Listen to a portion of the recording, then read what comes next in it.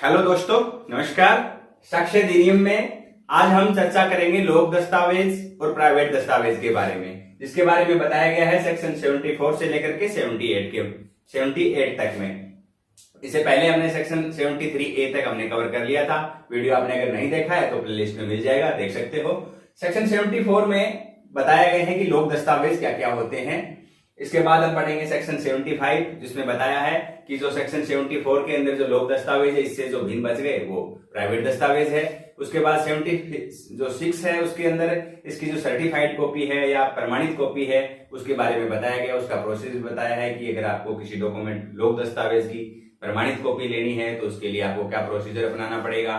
77 में ये बता दिया कि अगर जो लोक दस्तावेज है उसको प्रमाणित कॉपी के द्वारा साबित किया जा सकता है, ओरिजिनल लाने की जरूरत नहीं है। सेक्शन 78 में इससे जो अलग जो मामला बच गया उसके बारे में थोड़ा बताया गया है डिटेल से। तो ये अपना चैप्टर रहेगा सेक्शन 74 से लेकर 78 तक। इसके शुरू करते हैं। सेक्शन 74 कहती है कि लोक दस्तावेज क्या है, कौन कौन से होंगे जो लोक दस्तावेज होंगे। लोक दस्तावेज के लिए बताया है कि ये 3 कंडीशन बताई है कि कोई प्रभु सत्ता संपन्न अधिकारी, मतलब जो कि ऑथोराइज है, पूर्णतः पावर रखता है वो अधिकारी, या फिर शासकीय निकाय या अधिकरणों के द्वारा, या फिर भारत या भारत के किसी भाग या किसी कॉमनवेल्थ, ये दोनों चीजों को काउंट किया गया इसमें, कॉमनवेल्थ के या किसी विदेश विधायी, किसी विदेश के। अब ये तीनों चीजें इसके शामिल है, विधायी भी है, न्यायिक भी है और कार्यपालक भी है। ये तीनों के तीनों जो है लोक अफसरों के द्वारा, जो लोक सेवक हैं, उनके कार्य के रूप में या उनके अभिलेख के रूप में जो तैयार किए गए हैं वो लोक दस्तावेज है। सीधे भाषा में अगर समझें तो लोक दस्तावेज वे दस्तावेज हैं जो किसी पब्लिक सर्वेंट के द्वारा, जो लोक सेवक के द्वारा जो अपनी ऑफिशियल ड्यूटी के दौरान तैयार किए जाते हैं वो लोक दस्तावेज है। सीधी भाषा में बात करें तो जो भी लोक सेवक है अपनी ऑफिशियल ड्यूटी के दौरान जो तैयार करता है, जो अभिलेख तैयार करता है, वो पब्लिक डॉक्यूमेंट होते हैं। और लोक दस्तावेज, लोक सेवक की अगर बात करें तो लोक सेवक की परिभाषा सेक्शन 21 आईपीसी के अंदर दी हुई है, वो भी पढ़ सकते हो।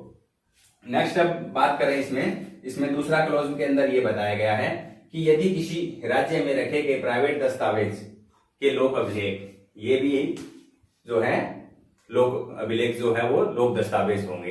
क्योंकि कई बार कंडीशन ऐसी हो जाती है कि प्राइवेट दस्तावेज जो है वो लोक दस्तावेज के अंदर काउंट हो जाता है, जैसे कि कंपनियों का विघटन हो गया, विलय हो गया, तो उस स्थिति के अंदर जो दस्तावेज रजिस्ट्रार के ऑफिस के अंदर जो रिकॉर्ड के रूप में रखे जाते हैं वो फिर प्राइवेट डॉक्यूमेंट नहीं रखे, वो लोक दस्तावेज बन जाते हैं। ये बताया गया है लोक दस्तावेज के बारे में। बाकी इसके अंदर कुछ और विशेष बात है नहीं। एक बात और देख सकते हैं कि जो लोक दस्तावेज है इसको साबित करने के लिए प्राथमिक साक्ष्य के रूप में इसको ले जाने की जरूरत नहीं है। इसकी सर्टिफाइड कॉपी के द्वारा या फिर द्वितीय साक्ष्य के रूप में इसको साबित किया जा सकता है। ये लोक दस्तावेज के बारे में प्रोसीजर है।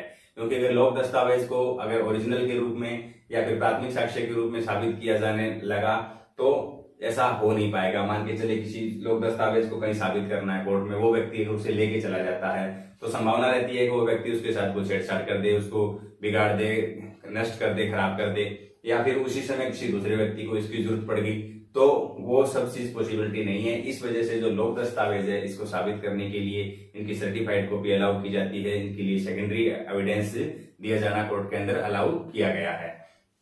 तो ये हो गई अपनी 74 और 75 में कुछ ज्यादा नया नहीं बताया कि ये जो लोक दस्तावेज है इनसे भिन्न जो डॉक्यूमेंट जो बच गए वो सारे के सारे प्राइवेट दस्तावेज है। प्राइवेट दस्तावेज की परिभाषा है सेक्शन 75 के अंदर। बाकी इसके अंदर जो बीमा पॉलिसी वगैरह होती है वो कोई जो प्राइवेट दस्तावेज है वो इसके अंदर आते हैं। लेकिन यदि किसी कंपनी का विघटन या फिर विलय हो जाता है और वो डॉक्यूमेंट अगर रख दिए गए रजिस्ट्रार के ऑफिस के अंदर तो वो हो जाएंगे पब्लिक रिकॉर्ड के रूप में, वो हो जाएंगे लोक दस्तावेज। लेते हैं नेक्स्ट सेक्शन को, सेक्शन 76 को। अब सेक्शन 76 के अंदर बताया गया है कि लोक दस्तावेज की प्रमाणित प्रति क्या होगी, कौन प्राप्त कर सकता है, प्राप्त करने का प्रोसीजर क्या है, किस प्रकार से।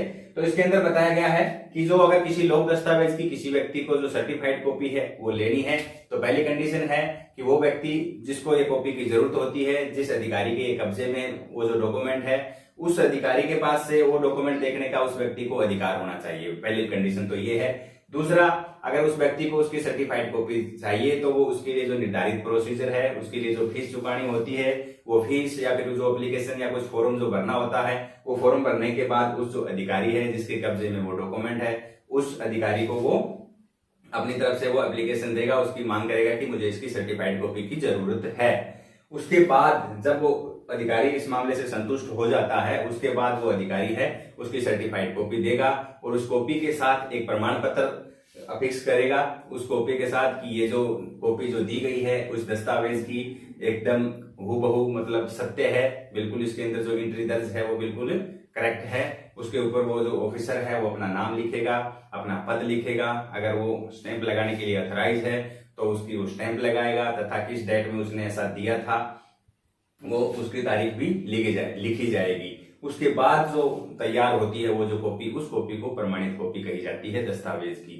ये सेक्शन 76 के अंदर ये बताया गया कि जो प्रमाणित कॉपी होगी वो क्या होगी, मतलब जिस व्यक्ति ने मांग की है उसके लिए अपनी निर्धारित फीस भर दी और जो ऑफिसर जिसने वो कॉपी दी, जिसने अपना पूरा ये प्रमाण पत्र लगा रखा है, वो जो कॉपी है वो उसकी प्रमाणित कॉपी कहा जाएगी, टेस्टिंग कॉपी कहा जाएगी।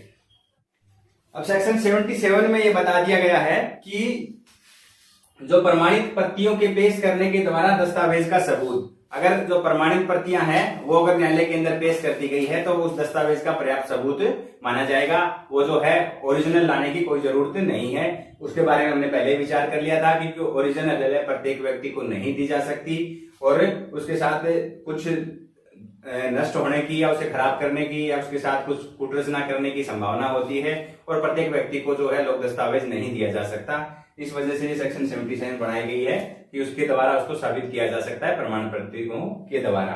सेक्शन 78 में बताया कि अन्य शासकीय दस्तावेजों का सबूत, इससे अलग जो कुछ शासकीय सबूत जो बच गए, जो लोक दस्तावेज जो शासकीय दस्तावेज जो हैं जैसे विधानमंडल है या फिर नगर पालिका है या और कोई विधायी मंडल है, इस प्रकार के उसके बारे में भी प्रोसीजर बताया गया है कि उसके जो निर्धारित अधिकारी हैं वो किस प्रकार से प्रमाणित प्रतिक्रिया देंगे, किस प्रकार उनको पेश किया जाएगा, उसका प्रोसीजर सेक्शन 78 के अंदर बताया गया है। इसी प्रकार से प्रोसीजर है उसके अंदर, 2-3 पॉइंट है, देख सकते हो उसे।